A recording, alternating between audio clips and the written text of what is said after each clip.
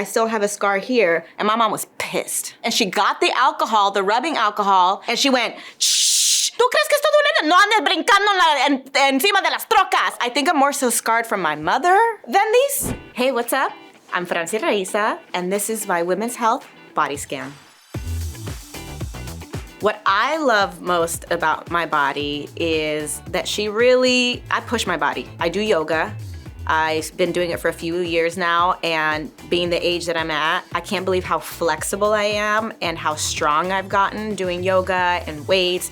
And I always make my body push more and more and more, and she does it. So I'm very grateful that my body and I are in tune, and also my body tells me when to stop. My body tells me when she needs vegetables. My body tells me when she's dehydrated. I actually listen to her. A body part that I grew to love. Okay, that's a really hard question because I have really grown to appreciate my body. So I'm gonna say all of it. But I do have a really strong clavicle. Like, she's sexy, you know? And I have good cleavage, duh. The body part that I like working out the most, of course, is the booty. Because, you know, I gotta feed the booty, but then I gotta work out the booty. So she eats. I have my frijoles and tortillas. That's how I keep it plump. And then I do a lot of squats, a lot of donkey kicks. Oh, and I do hip thrust. So it's on your back, and you hit your hips up to the sky. I am crazy. I will put on a band, a heavy band, and weights on my hips so I can get that booty up there. I'm really crazy when it comes to my booty.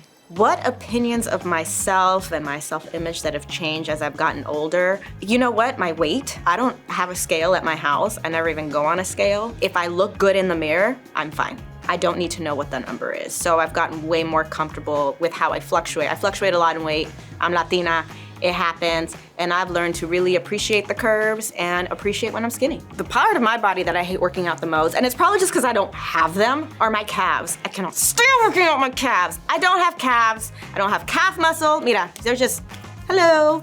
No one in my family does, and anytime I have to do any releves or any calf workout, I half step it. Or I'm like, oh, she's tired.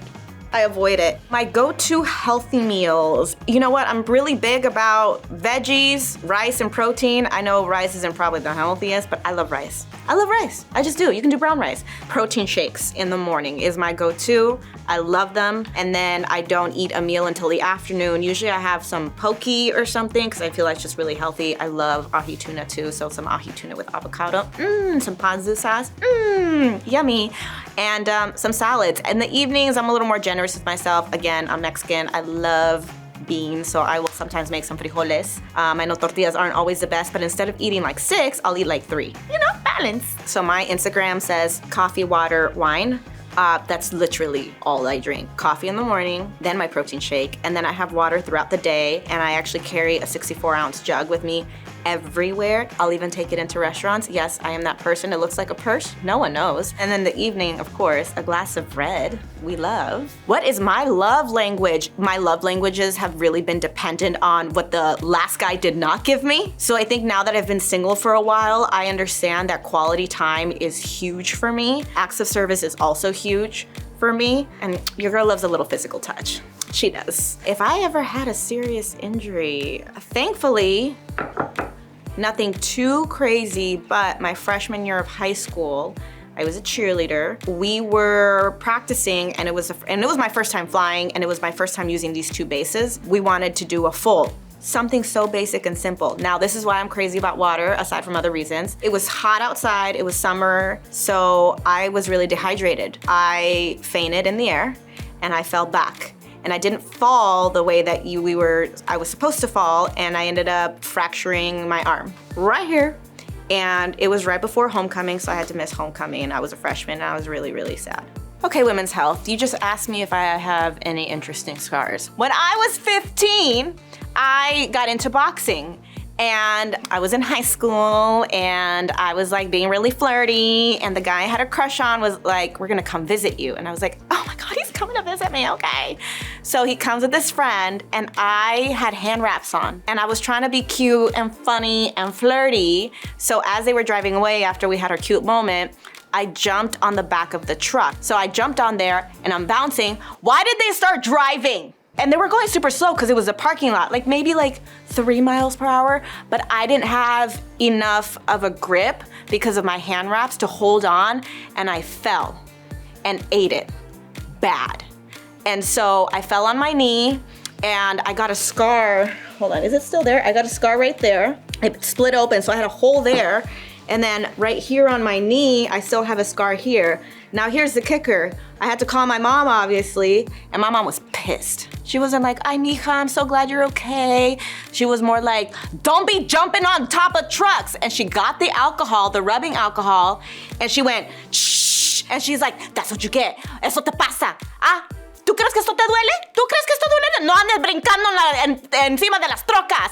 Dousing it, and I'm crying. So I think I'm more so scarred from my mother than these. Oh yeah, and then I was grounded after that for getting hurt. She says, my mom. So I do have tattoos. I have been drunk for all of my tattoos. I don't think I've gotten one sober, but they're very, very pretty. Now, the first one I got though is this rose right here. I also took my shoes off. I know I'm a little pata sucia right now. And this rose right here in particular, I was 18. I had just gotten out of a relationship and I was like, I wanna do something crazy. I'm gonna get a tattoo.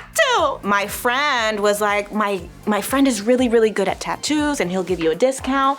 Tell me why I ended up at the Marriott in downtown LA with this tattoo artist. It probably wasn't sanitary. Also, who chooses the ankle bone for their first tattoo? I do not recommend it. I was on crutches. And I know I was 18, but I shouldn't have, but I did. I drank some alcohol and I didn't know at 18 that thins out your blood. So it was not a great moment. My skin, how I take care of my skin. All right, I actually get asked this a lot, and my answer, you're gonna be upset, but it's the truth. I drink a lot of water. We're constantly buying products with hyaluronic acid because it provides hydration. And yes, I'm huge on hyaluronic acid as well, but you also have to hydrate your body because it starts going from the inside out.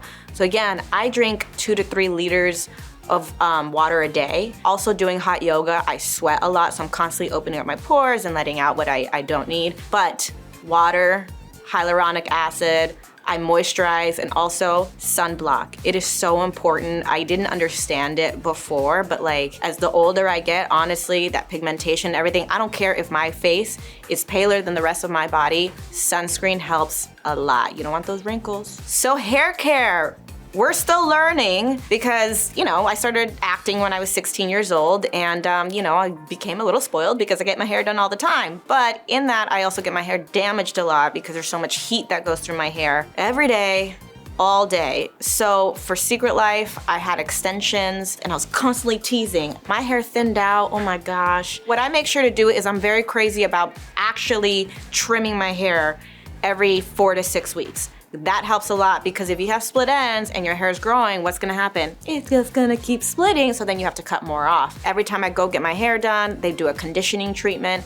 And now even for myself, I'm discovering that I have more natural curls than I thought. What I'm doing now is I do conditioner just on my ends, then I shampoo after conditioner on the rest of my hair to help with the curls and the softness. I am also huge on leave-in conditioner. I use that as soon as I get out of the shower. And I think one of the bigger things that I'm understanding, because I shed a lot and us women, we just do, is brushing your hair. Actually brushing it. I didn't do it before and I would have noodles be like, but it's the style, es la moda, and it looks so good.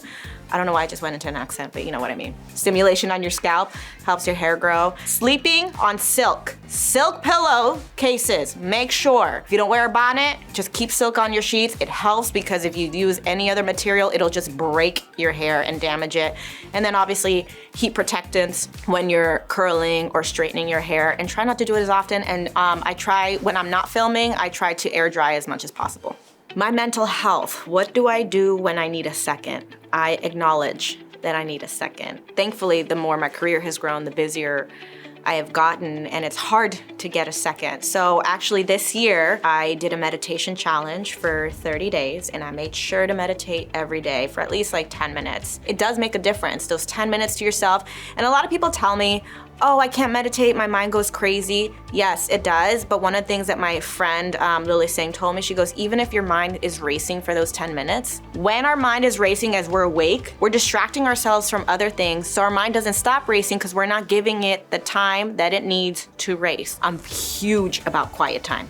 huge about it. Even if I'm with a crowd and I go to the bathroom for like 5 minutes just to breathe on my own, breathing exercises are also really good, because the first thing that we do is stop breathing, and no one really understands that. And then you're stuck here, because as adults, as we get more anxious, panicky, our breath stops in our chest. So make sure that as you're breathing, when you inhale, your stomach is actually coming out, because you're actually inflating your stomach with air, just like a baby when they're sleeping. I feel like a yoga teacher right now. And then when you exhale, let your stomach deflate. That way the air could actually go throughout your body, and your body can understand, this is how I relax. It's also a good way to train your body to start breathing when you start feeling those anxieties, because unfortunately, they don't go away. Thank you so much for watching. Subscribe to Women's Health, and don't forget, new episodes of How I Met Your Father air every Tuesday on Hulu.